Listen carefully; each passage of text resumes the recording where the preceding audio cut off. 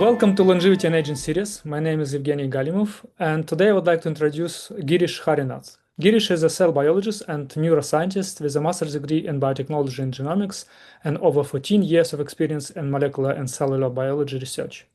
He is a senior research manager and science communication specialist at AgelessRx. He recently published a paper titled Influence of Rapamycin on Safety and Healthspan Metrics After 1 Year, Pearl Trial Results. So Girish, could you start by telling us about the AgelessRx company and what problem it aims to address? Absolutely. And I just want to say it's such a pleasure being here. You're doing some really impactful work. So it really is a pleasure. Yeah, AgelessRx is a telemedicine company. We serve over 40,000 patients across the US. And many of the interventions we offer are putative gerotherapeutic candidates. So interventions like rapamycin and metformin, acarbose, low-dose naltrexone. One of our major goals is translating that gap, traversing that gap, bridging the preclinical literature with the real world effects of some of these interventions. And we primarily focus on repurposing FDA approved interventions with typically decades and decades of safety data backing them up, and a lot of inherent promise in terms of affecting lifespan and health span or healthy longevity within multiple different organisms.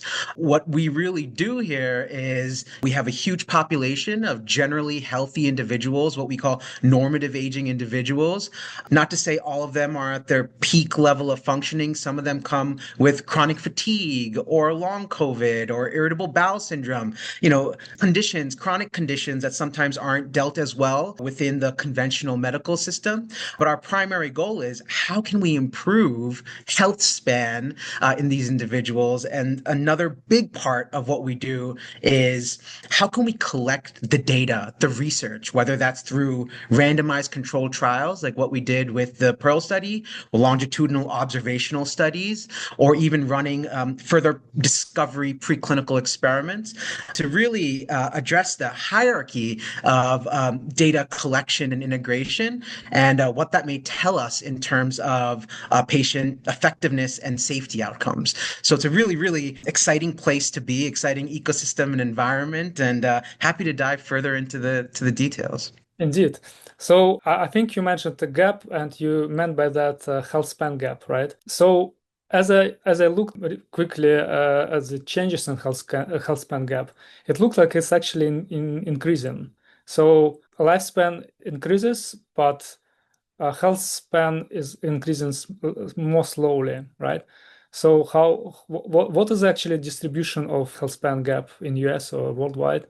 And Yeah, yeah, That's a fantastic question. And I think just taking one step back too is just defining health span, right? Because towards the end of 2023, I got together at the Buck Institute, some members from AgelessRx and other leaders within the field like Andrea Meyer and Eric Verdin and the CEO of the Buck Institute, Steve Horvath. And we had this discussion. What is health span? How is the field deploying this term within research papers, within communications? Converging on that is extremely important as a field to truly make progress and march towards improving health span. And what we realized was that we're using that term in a lot of different ways within the literature, right? Some institutes are publishing papers showing improvements in muscle mass or cognitive function and relating that to improvements in health span in the title, right? And people define health span in different ways. The way we look at it as a organization and some of the emphasis from this meeting that we had was health span is the percentage of our lives that's lived in good health. And what I mean by good health is free of age-related diseases, free of frailty, living a relatively high quality of life, and really living an optimal life as it pertains to physical health, cognitive health, emotional well-being, free of pain. So these are things that allow us to live our lives to the fullest. And these are the things that start getting compromised as we age. And as you mentioned, the past, century and more, medicine's been pretty good at extending lifespan with life-saving technologies, antibiotics, surgeries, right? But a consequence of this is the gap between our lifespan and the years we spend in good health has actually been increasing. And this is something that leads to a higher disease burden, a higher economic burden, of course, the personal impact that has on individuals and families. And in the US, it's not a great example. We're kind of in the towards the bottom of the pack in terms of health span. And, the last statistics that I saw, and I think this is pretty powerful, the median age of individuals within the US is around 39.5 years. And nearly 50% of individuals, this is reported by the CDC, are diagnosed with a chronic condition or disease, right? So when you think about the median age being around 39 or 40 and 50% of our population being, afflicted with a chronic condition or disease, this means not just a decade, Peter Attia says the marginal decade. It's not just a decade being afflicted with poor health and decline, but rather several decades, right? If the average lifespan is around 78, and you're afflicted with your first disease around the age of 40 or 41, that's many, many decades in decline. And this is the gap that we need to traverse. And this is the gap that we need to address to really start improving health outcomes as we age. Mhm. Yes, and you do this by repurposing some drugs. So what does the company do? Do you do some studies on how to find these drugs, or you just how to find new drugs which can extend lifespan or health span, or you just use literature for already published drugs and trying to actually perform some clinical trials? Yeah, so that's the big thing. That's the big question. And this is primarily we rely on the existing literature, right? Those interventions that show promising effects within the preclinical literature. And typically we want to see evolutionary conservation so that it's working across multiple different organisms to enhance lifespan. But, even the center of the bullseye is improving health and health outcomes, because that can have a real effect for our patients, right? And something that we can measure in a real time rather than, humans living a long time, seeing how long they live. And then we also try to see the convergence with what we see in observational studies. So these interventions that have, good safety records, metformin is a great example used by a large percentage of the population for decades and decades and decades. We've been collecting safety data. And then seeing observationally, typically, because that's what the data that we have to rely on, how it relates to reduced incidence of disease, right? And there's a lot of data here that's rich for mining and seeing where do we see preclinical promise meet clinical effectiveness. And interventions like metformin or tadalafil or canagliflozin have been shown to both promise within the preclinical realm, but also, reduce incidence of diseases like Alzheimer's and of course, diabetes, weight-related conditions, cancers. So these are the interventions that we focus on, and then we have an applied science team, a research team that actively collects longitudinal data, runs trials, and really digs into. Are these interventions working? How are they working? For what aspects of health? And in whom? I think those are the really important questions when you're thinking about the personalized application of these interventions. Cool. And about this particular study, what was it about, and why you conducted it? Well, you just explained why, but Yeah. let's just discuss the study itself. Yeah, so the Pearl study was really a passion project, I think, for our founders of our company, and really it's been purported as the gold standard in the field, right? Rapamycin, which was the drug that we focused on, has been shown to extend lifespan across, yeast to flies to mice and even primates. And where the field is kind of lagging is how is rapamycin influencing individuals that are normative aging, right? We have data on individuals with tuberous sclerosis. We have data from individuals that are organ transplant recipients. It's effective for individuals with certain chronic conditions. But the preclinical literature suggests that there really is something there for many different aspects of health, besides enhancing lifespan, but many different aspects of health in terms of reversing aspects of cardiovascular disease in rodents, showing promising signal even in dog studies for improving ejection fraction and cardiovascular metrics, reversing aspects of periodontal disease in mice, and some really interesting reports from functional medicine clinics of improvements in oral health in individuals. And then, of course, the Joan Manick studies back almost a decade now, a little over a decade, showing improvements in immune function and response to influenza vaccine, reduce viral infections. So there's all this potential there, but we really need these studies to see how it plays out in the real world, within the clinic. And that was sort of the incentive for running this trial, seeing how rapamycin at different dosages, we can maybe get into that further on in the interview, but we tested, 5 milligrams of compounded rapamycin, 10 milligrams of compounded rapamycin, and we had a placebo group, and then saw how it affected various aspects of health and health span, as we talked about. Cool. And the focus of the study, as I understand, was the primary outcome was visceral adipose tissue changes, and you had also some secondary outcomes. Yeah, so can you just describe this study population and the outcomes you were interested in the study? Yeah, absolutely. So we had around 114 individuals, which was our final data set. These were normative aging individuals. And when I say normative aging, we gave these baseline assessments on quality of life. So things like physical function, emotional wellness, functional abilities, role limitations, and they scored off the charts. Like these were very healthy individuals by all means. And that kind of set us up for an uphill battle, right? To be able to see significant changes, that health benefits in individuals that are already healthy is something that you need to be sufficiently powered to detect something like that. And it really would be a great signal. So we had three different arms in this study. We had individuals taking 5 milligrams of compounded rapamycin, 10 milligrams of compounded rapamycin, and placebo. And I say compounded very intentionally because we found out also that the compounded rapamycin, this was in sort of a parallel study, had about 1/3 of the bioavailability of commercial formulations. So when I say 10 milligrams and 5 milligrams rapamycin, in terms of bioavailability of the generic formulation that many individuals are getting, which the clinical trials are reporting on, it was more around 3 milligrams and 1.5 milligrams. So very low doses of rapamycin, considering what the standard individual is taking as like the longevity dose, which is about 6 milligrams per week. So all that taken into account, we wanted to see how it affect various aspects of health span, or what we can call health span metrics.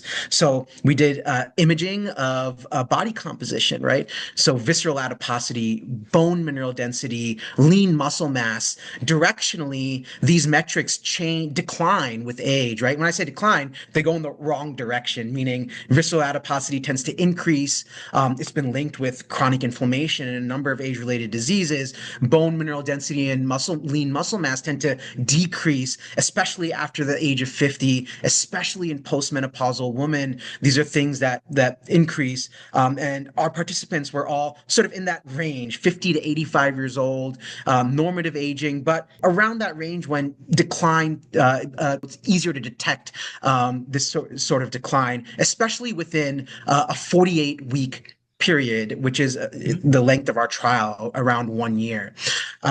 So our primary endpoints, as you mentioned, was visceral adiposity, and I should mention safety, right? Because at the time, there weren't any studies showing the more long-term safety of rapamycin in individuals taking a weekly regimen over a year. So this was something that we were also extremely interested in.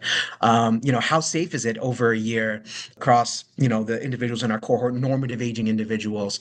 And, again, secondary outcomes where things like, bone mineral density, lean muscle mass, self-reported quality of life, pain, physical functioning, as well as blood markers. So there's been some data suggesting that, standard reference labs, things like glucose and hemoglobin A1C, lipids.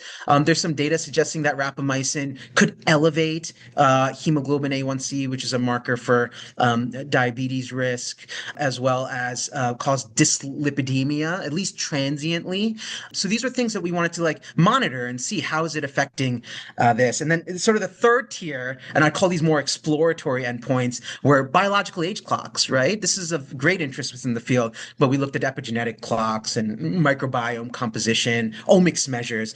Glycan age was another one. And we want to see, this is the really interesting thing, how do these biological age clocks change? And not only how do they change, but do these changes correlate with, clinical markers, body composition, self-reported quality of life, things like that. So it was a very rich study. Yeah, excited to dive in a little bit more into it. Yeah, thank you. It's very thorough explanation. And Of course. let me just refocus a little bit on the standard dose for patients who receive organ transplant. What is the dose for which we have some studies on safety already, and what are Yeah. the side effects for this dose? Yeah. So the dose, actually it's more in the regimen than the dose, right? That sets it apart from what individuals are doing for longevity. It's typically anywhere between 1 to 5 milligrams per day. Mhm. So this is chronic rapamycin exposure. Within the longevity field, most individuals are taking 6 milligrams of rapamycin per week, right? So when you just look at the dose, 1 to 5 milligrams versus six, you say, oh, aren't you taking more for longevity? How is it lower dose? Well, it's a weekly regimen. Some people are taking it bi-weekly. There's many variations to it, but like I said, most individuals, most longevity clinicians are prescribing it at a dose of on a weekly pattern, so intermittently taking rapamycin, and you can measure blood levels and see rapamycin peaks anywhere within the first few hours. It stays, even up to 24 to 48 hours, and then it starts declining over the week. Levels start declining over the week, and it's this sort of intermittent exposure which is really important. And I don't want to get too far into the weeds, but for balancing mTOR signaling, right? That's what the key is. mTOR is this master regulator of protein synthesis on one hand, if it's very active, growth, versus autophagy, which is kind of cellular trash clearance and recycling, mediates anti-inflammatory effect, and other benefits linked to longevity and adjusting the hallmarks of aging. So back to the higher dose that the data that we've been relying on in organ transplant patients, there can be some more concerning side effects with the chronic dosing. And this is part of the risk to benefit calculation that you are considering when you're an organ transplant patient or someone with cancer. You're allowed to kind of hold a bigger risk because you're dealing with a more severe condition. So with chronic dosing, again, mouth sores show up, but it could also be a severe GI discomfort.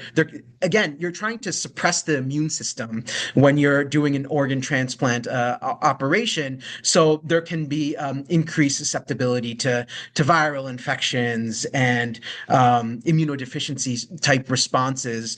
But at the lower dosages or at the more intermittent regimens, you tend to see something in the total opposite of the spectrum. And we can get into the data that we have here, but generally, individuals that are taking the intermittent dosing, the most common side effect is mouth sores. There can be individuals that report GI discomfort, and then a lot of functional medicine clinicians Alan Green, for instance, has highlighted the fact that there can be some transient, temporary susceptibility to respiratory infection. So, these are things that need to be considered and acknowledged when one is engaging with rapamycin. And then on the other end of that spectrum, there are people that don't report any side effects. So it's a very interesting stratification to be done there. Mhm. And as you just mentioned, you used compounded drug, which has one sort of efficacy of the commercial formulations. So how do you think it affected the efficacy and side effects actually in this study? Yeah, it's a great question. And again, I mentioned it earlier, but our compounded rapamycin has about one third the bioavailability of what individuals are generally taking within these longevity-focused clinical trials.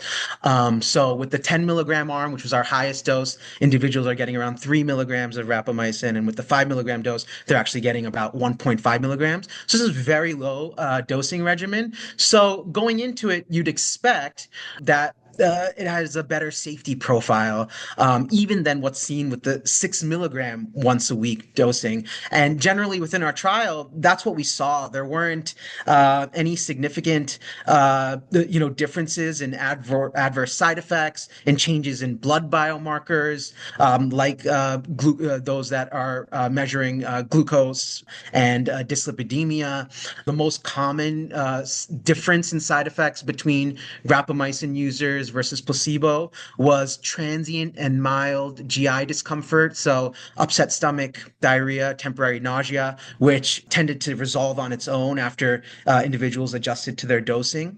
So there wasn't, major concern. So it was great to see because again, until we have those randomized controlled gold standard trials on what is the optimal dose, I'm going to put that in quotes and maybe we can discuss why. What's the optimal dose of rapamycin? It's good to see all the safety data we can get across the dosing spectrum, especially when you start seeing benefits with some of these lower dosages, which indeed we did see some statistically significant results within our trial. Mhm. And as you mentioned, you saw some gastrointestinal side effects, and as I understand, within the study, it was reported more frequently for rapamycin users. So can you explain more, talk more about this? Yeah, absolutely. It's a fairly common side effect that shows up when you're taking any pharmaceutical, and I shouldn't even discern pharmaceutical intervention or supplement, or it's one of those side effects that tends to turn up across many different interventions as the body is adapting to an intervention, especially an oral intervention, which is going through your GI tract, interacting with the gut microbiome, affecting intestinal integrity. So it's something that wasn't entirely unexpected, especially since there's been other data from other real world studies with rapamycin. Matt Kaberlein reported on one of them in I think 360 plus individuals taking rapamycin over varying periods of time. Temporary transient GI discomfort does seem to arise in these studies. They typically fade on their own. And if I were to take a guess, because I don't know for sure what was going on here, it's probably something to do with interactions with the microbiome. That was how they're metabolizing rapamycin. That could have caused that the increase in side effects. And again, they were typically reported when an individual first started taking rapamycin or first started increasing their dose and then resolved. And we can probably link this back to some of the microbiome changes that we saw later on in the discussion. We might get into that. But yeah, it was definitely an interesting finding that should be taken into account when we're deploying rapamycin in clinical practice. Well, let's just discuss then this microbiome effect. As I understand, the study showed that there was some increased in dysbiosis and also increased intestinal permeability. So, is Yeah. it really concerning, or like, what can you comment on that? Yeah, that's an interesting observation. I need to go back and probably talk about what we actually measured. We used a microbiome assay looking at a microbiome diagnostic test that looked at microbial composition. Just to kind of as a reminder, within the observational data, it should be emphasized that individuals' microbiomes are as probably as unique as an individual's fingerprints. They're very different. Many different factors influence an individual's microbiome composition, like their prenatal environment and how they were born, whether C-section or vaginal delivery, until the diet they eat. And typically, as individuals age, their microbial composition becomes less diverse, and that's not a good thing. And what I mean by that is a less diverse microbiome is associated with a number of age-related diseases, including Alzheimer's, and also longevity populations, centenarians, long-lived individuals tend to maintain a more diverse microbiome, as unique as their fingerprint as they age, and individuals that have disease tend to converge on very more specific microbiomes. So it's a very interesting finding, right? They share more commonalities when they're afflicted with disease. So preserving a unique microbiome is something very important. Now, that being said, with this commercial assay, we looked at composition. We didn't look so much at what is a functional profile, like what are these gut bacteria doing. So there's very limited information and inferences you can make from composition alone. But what this assay was able to do using machine learning and pattern recognition was, what microbial composition is associated with different factors of gut health, inflammation, gut dysbiosis, intestinal integrity, and very interesting finding that indeed with rapamycin use, there seemed to be a profile that shifted towards intestinal permeability and gut dysbiosis. Very interesting that we also saw increased in gut-related side effects, although they were transient within individuals that were taking rapamycin. But over the long term, there weren't any chronic conditions over that 12-month period or gut issues that were reported. So right now, this data is more, I think I would put in the exploratory interesting bucket rather than definitive. If we saw something like people taking 10 milligrams of rapamycin had this microbial composition of dysbiosis, and they were also reporting chronic GI effects, that would have been something very interesting to report in the literature as a possible association. But over the 48-week period, we didn't see such an association and a link between what we saw in the microbiome assay and actual clinical effects. So right now, I put it in the bucket of interesting. Yeah, it's quite interesting. So people who reported GI disturbances and people who actually said people in whom you found some changes in microbiome were different people. Yeah, we saw differences in different people, and it was and, that's one of the themes that's going to that really came across from this data was the amount of heterogeneity in response to rapamycin, right? Both between arms, 10 milligram, 5 milligram placebo, but even within a given arm, there was a lot of variability. Like that standard error bar was pretty big. So this again points in the direction to me when we're thinking about safety, when we're thinking about clinical effectiveness, this isn't a one size fits all sort of picture. Does everybody take rapamycin for longevity? It's again, who is it working for? What's their baseline characteristics? And can we find predictive signatures that tell us who's rapamycin effective in and who is it not? One of the things we found was that at these low doses of rapamycin, we saw more of the significant effects, or we saw, the most the significant effects in women, Mhm. which is very interesting. Yes, indeed, very interesting. But let's just quickly discuss this changes in blood. I just want to discuss a little bit more about the blood changes that was shown. So there were some significant effects on calcium, on red blood cells counts, and on this glycated hemoglobin. So is it concerning? Because some changes look that they can be contextually clinically significant in some patients. So can you comment on that? So in terms of the blood biomarker changes, there were some statistically significant differences between the rapamycin arm and the control. It varied which ones were in the 5 milligram rapamycin group or the 10 milligram rapamycin group versus placebo. Most of the bigger effects were in blood cell count. So red blood cells, as you mentioned, I think RDW was another one. I need to refresh my memory. But these were a lot of changes that we couldn't really make sense of mechanistically in terms of how they may influence physiology, right? Even the hemoglobin A1C difference was about like zero point 0.1, so difference between, let's say, 4.5 and 4.6. So it was very small changes over time.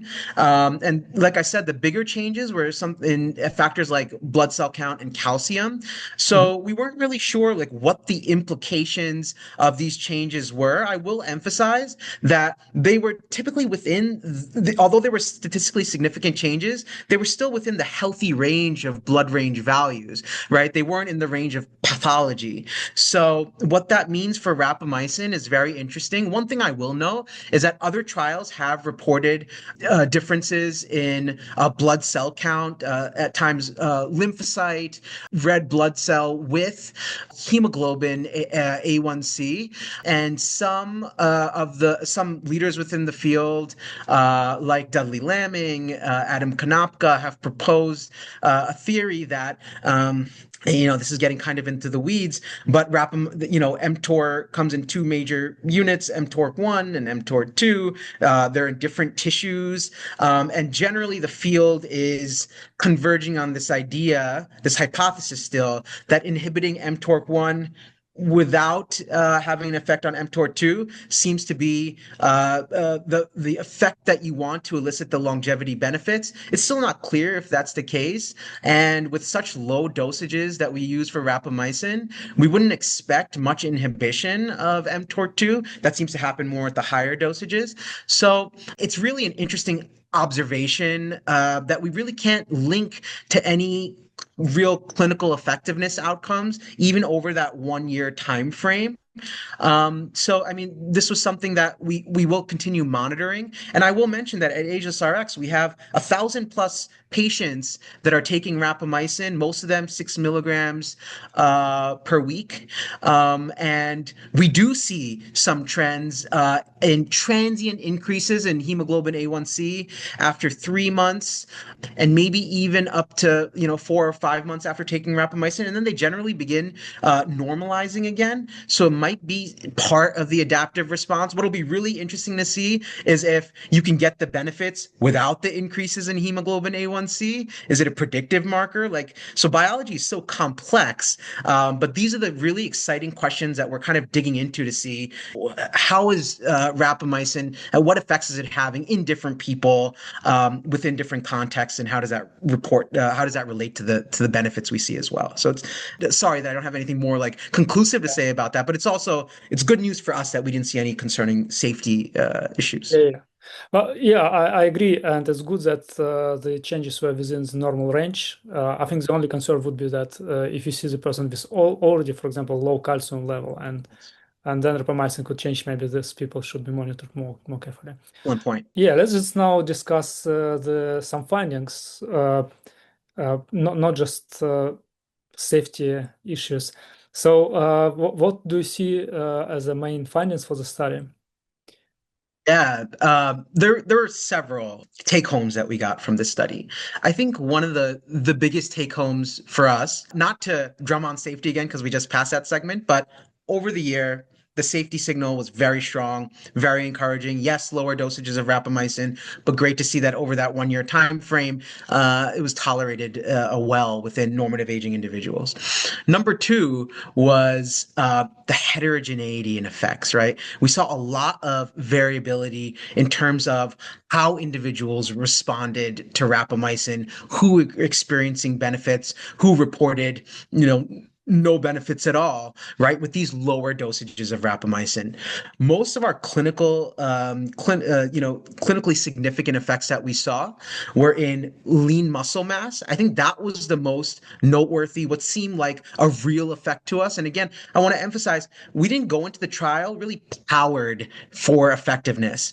This this was more of a trial powered for safety more than anything else. So going into it, we were hoping that we'd see something in terms of clinical effectiveness based on the size of the trial, which again, 114 individuals across 3 arms is not huge, but also with compounded rapamycin, which was the much lower dosages, we were really throwing up a hope in terms of seeing something in terms of clinical effectiveness. And so when we did see an improvement in lean muscle mass, if I were to jog my memory, I think it was around a 5 to 6% increase within women over the 48-week period. That was extremely exciting for us to see, especially given the fact that most of the individuals were between 50 to 85. I think the average age was mid 50s to mid to late 50s. So, kind of that postmenopausal age where lean muscle mass can decline much faster because, postmenopause estrogen levels decline. It has a regenerative role in the body. So, typically, some statistics suggest that lean muscle mass can decline by up to 1% per year in individuals after the age of 60, which is a real problem given the fact that that has a real role to play in sarcopenia and frailty with age. When individuals take a fall after the age of 60, 65, the 1 year mortality rate is extremely high. And even those that do recover typically live a more compromised life. And then, of course, muscle plays a hugely important role in metabolic health and a signaling role. It's really an endocrine tissue in a lot of ways for cognitive health, things like that. So seeing an improvement in lean muscle mass and 5 to 6% at that within that time frame was really encouraging. And again, I'll emphasize we saw it in women specifically, and what we think that may have something to do with is the fact that it was at a much lower dose. Women tend to have a lower BMI, so the drug might have might have had an effect. More might have been bioavailable, and I'm seeing a lot of mites here. I wish I could have said we measured the blood levels of sirolimus within these participants, and we were able to say, oh, it was more clinically effective in improving lean muscle mass in those people that absorbed more of it. But unfortunately, at the time, which was 5 years ago, we weren't measuring blood levels in our participants. So yes, the lean muscle mass finding was really interesting, and seeing it specifically in women was also interesting and encouraging. And the other statistically significant effect we saw was in self-reported reduction in pain, or improvement in pain, which is something that comes up a lot within the functional medicine world, longevity clinicians, a lot of participants, and a lot of even leaders within the longevity field that are taking rapamycin, who I will not name, have also reported improvements in pain tolerance, improvements in chronic pain conditions, things like that. So it was really interesting to see that result as well. But those were the two most noteworthy, with a little emphasis on the lean muscle mass differences we saw. And I'll say they were all in the 10 milligram rapamycin group, not in the 5 mil. So the statistically significant results and improvements we saw in lean muscle mass were in pain, were individuals taking 10 milligrams of compounded rapamycin, which is equivalent to about 3.3 milligrams of the commercially available. So relatively low dose, but very interesting results over that 48-week period. Indeed. And do you think this effects on pain, it could be a result of placebo, or just the fact that they participate in the trial, or like how would you comment on that? Yeah, so that's always the thing that rises up in the back of the mind when you're thinking about self-reported data, especially when you're thinking about things like pain, which are very vulnerable to the placebo effect.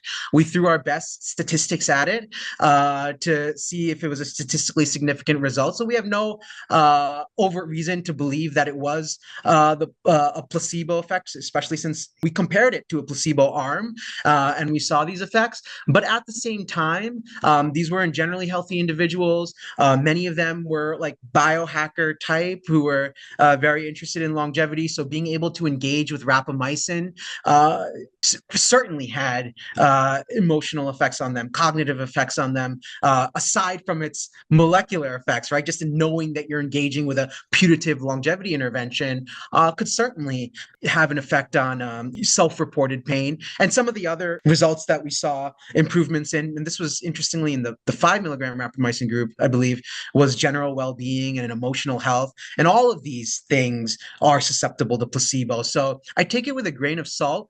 But given the fact that this is commonly reported independently across many different groups within the functional medicine world, I have no reason to really doubt that it was in effect, that it wasn't in effect. Sorry. Yeah, great. Yeah, but Yeah. my only consideration here is that the number of women in the study was smaller. So Yeah. just because of quite small groups, you Yeah. can just see these effects by chance. So it would be really great to see like longer, bigger studies Yeah. for rapamycin. And I hope, 100%. And that's one of the exciting things too. As I mentioned earlier in the interview, we have over 1,000 individuals taking rapamycin over varying lengths of time, some 3 months, some well over a year, some several years. And we give them check-ins periodically as they're taking rapamycin. So this is one of the things we're monitoring: self-reported pain, physical function, role limitations. And I do want to give a special shout out to another thing that we're monitoring, which is improvements in self-reported chronic conditions. So we have patients that have chronic fatigue or irritable bowel syndrome, long COVID, many different conditions, and we're monitoring over time. Are they reporting that their condition is getting better, worse, or staying the same? So these are the types of like real world data points that we can collect long term in different individuals, and then that data, as we analyze it, will really produce some interesting results. At least I hope. yeah, very interesting. I hope we will publish this study as well, even if it's not a clinical trial, but still, I think 100%. quite useful. Um, cool. Let's just also discuss some results you had about bone mineral density. That there was some statistical significant effect in logistic regression, but then ANOVA didn't show any significance. How do you see this? Because it was more about decreasing mineral density. Yeah, it's an interesting question. Bone mineral density was one of the more frustrating measures, just as in terms of interpretation.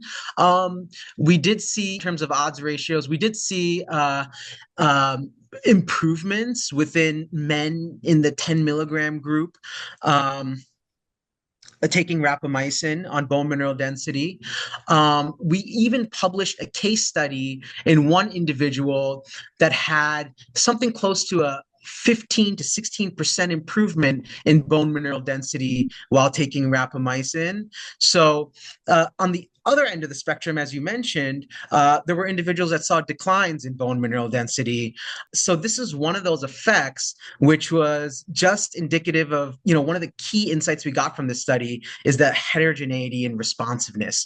There are clearly different subgroups of individuals responding differently to rapamycin. And it's not enough to say, do you benefit or do you not? There were people who showed improvements in, visceral adiposity, but decreases in bone mineral density. There were people that showed improvements in emotional well-being. Again, not statistically significant, but improvements over time, but decreases in something else. So this is really important to be specific about what we're looking at and acknowledging the different aspects of health that rapamycin may be influencing and where there can even be trade-offs here. So all in all, I think that some of the decreases that we saw in bone mineral density could have to do with, again, these are individuals between 50 to 80, post-menopause, when bone mineral density tends to decline, smaller cohort of individuals. We could have just had more individuals that showed accelerated aging. There were more men in the trial than women, and the ratio of men to women was different between groups. So it could have had something to do with the distribution of men and women across the different groups. And again, one of the biggest factors that influences bone mineral density over time is activity levels and lifestyle habits. So this was data that we weren't able to robustly collect activity levels over time in different individuals. Moving forward, especially with digital wearables, many people, especially within the biohacker health tracking community, wear an Aura ring or an Apple Watch or a Fitbit. So these are the types of things that we can collect alongside these metrics to see, hey, maybe it's those individuals that had less activity levels that were showing a decline in bone mineral density while taking rapamycin versus not. So right now we're in a position where, again, interesting data point, but we definitely need to collect more information, which we are actively doing to really draw a line to see who is benefiting and why, and who is not benefiting or having a detriment to their health and why. Cool. Very interesting. And just back to the point where you said that the responses are very heterogeneous. Yeah. So I think it might, first of all, what do you think it depends on? Is it about Mhm. metabolism of rapamycin or something else? And how could we control that? You said that you previously didn't measure blood concentrations, but now you probably do, right? So Yeah. Yeah, that's the big one.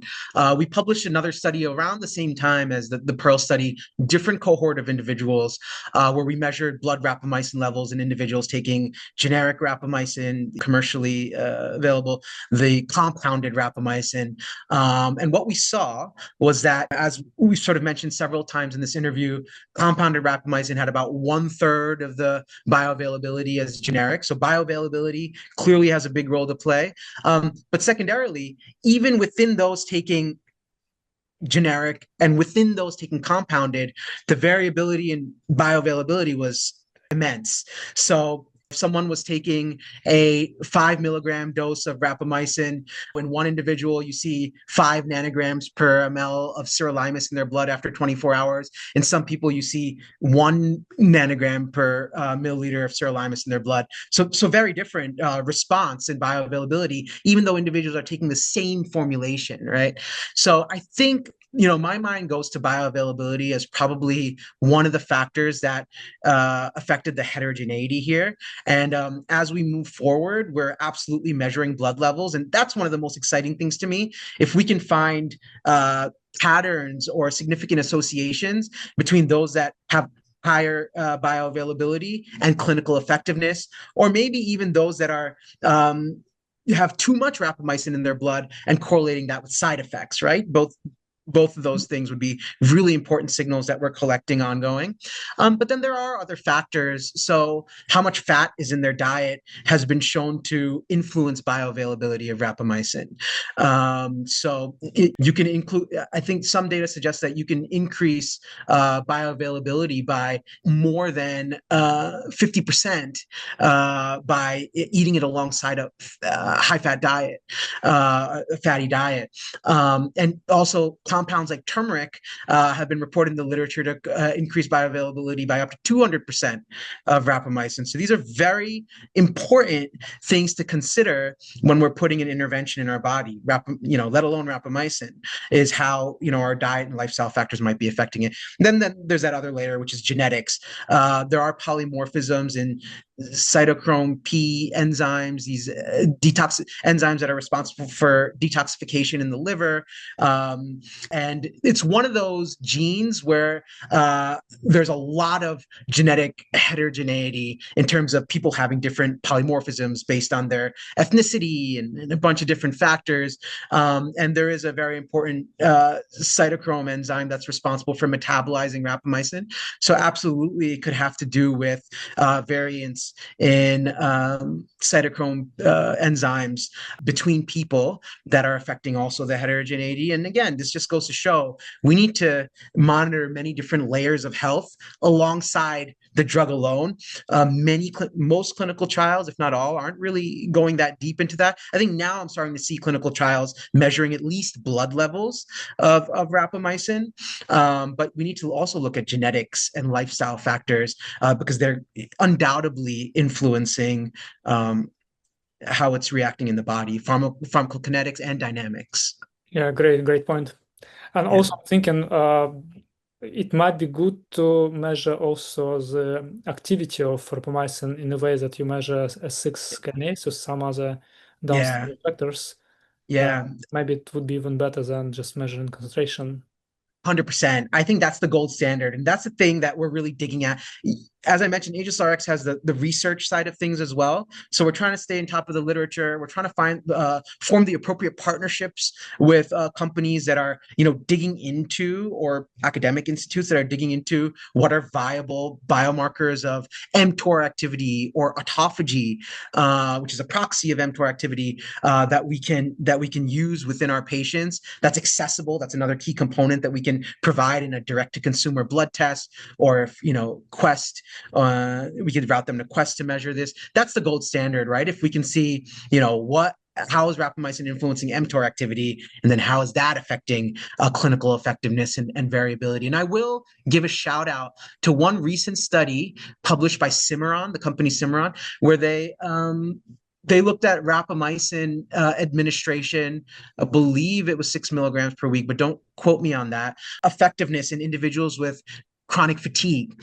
And they looked at two markers of autophagy. I believe one of them was ATG13, which is when you decrease ATG13 levels, there's increased autophagy. So there's an inverse relationship. And they also looked at Beclin 1, which is a really important protein for forming the autophagosome, which is kind of like the garbage bag that collects cellular waste and helps recycle it and degrade it. And what they saw was that there was a decrease in ATG13, which is indicative of increased autophagy in the patients taking rapamycin, which is interesting over time. And then they also saw, and this was even more interesting, an increase in Beclin, the Beclin protein, which associated with improvements in fatigue and physical functioning, and was actually predictive of who may benefit from rapamycin or not. So all those people who benefited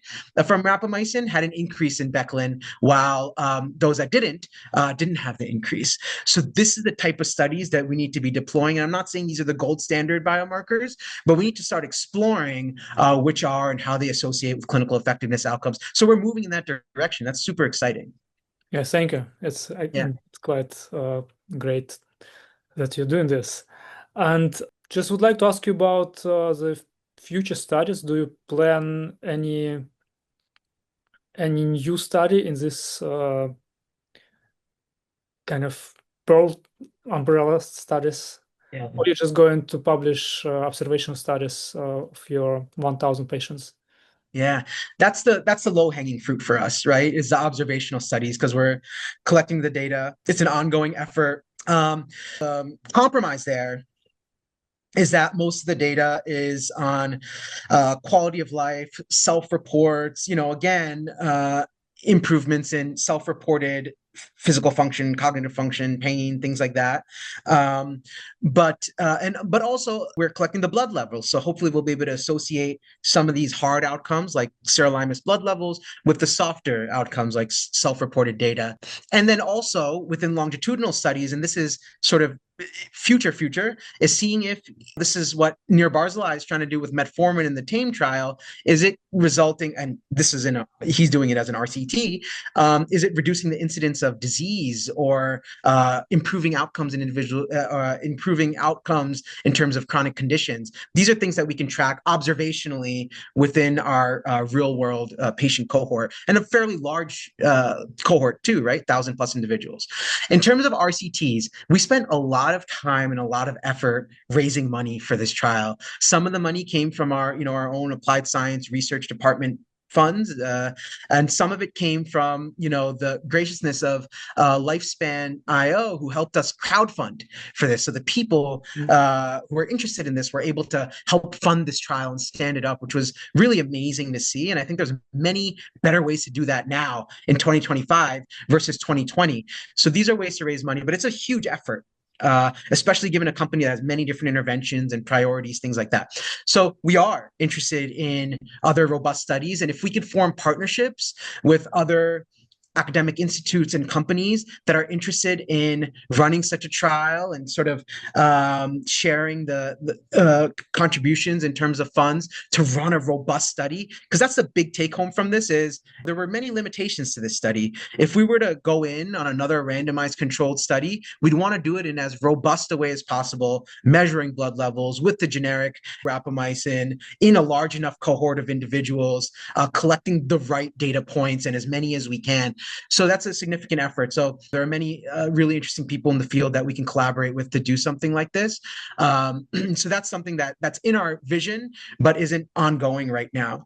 And then thirdly, we do have a biobank effort where having individuals that opt in store their blood samples at baseline, so before they start taking rapamycin or any of our other interventions, and then again contributing their blood at 3 months, 6 months, periodically through. And what this gives us the opportunity to do is kind of retrospectively go back and see against a control cohort, are there certain changes in blood biomarkers, omics measures that are different in individuals taking rapamycin versus those that aren't?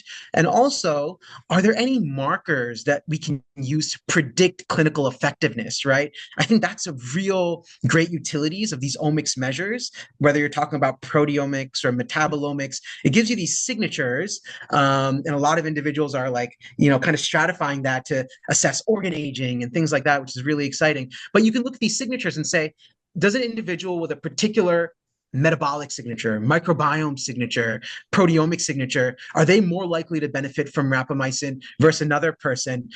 And if we were able to, robustly elucidate that, then we could start practicing real personalized predictive medicine where we could say, oh, these individuals with this particular signature are more likely to benefit from rapamycin. Let's give it to them and track outcomes. So these are some studies. The biobanking effort, again, is a big effort and it's sort of slow going because it requires a lot of funding. But these are some of the things that we'd like to do, raise more attention with, get more funding for, so that we can, really dig into some of these questions. Amazing. Yeah, sounds very exciting. I only would like to ask also about some potential conflict of interest because, as you mentioned, yes, there are some crowdfunding and some other funders of the study, but all people in the study are from AgelessRx.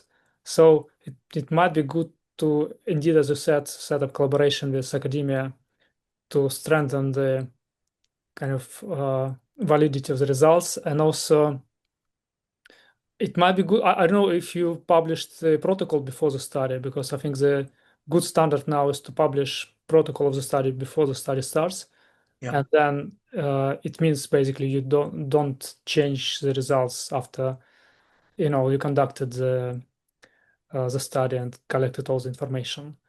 Uh, Absolutely. Those Ideally, are, yeah, ideally, those are excellent points, and those are things that we absolutely will be doing moving forward for such robust trials. And again, like hindsight, there's so many things going on back, and this was before I was working for AgelessRx, but there's so many things going on where we were in such a pioneering realm, even back in 2019, 2020, when we started this study, that I think there are definitely several guardrails we could have had in place beforehand to make this a more robust study.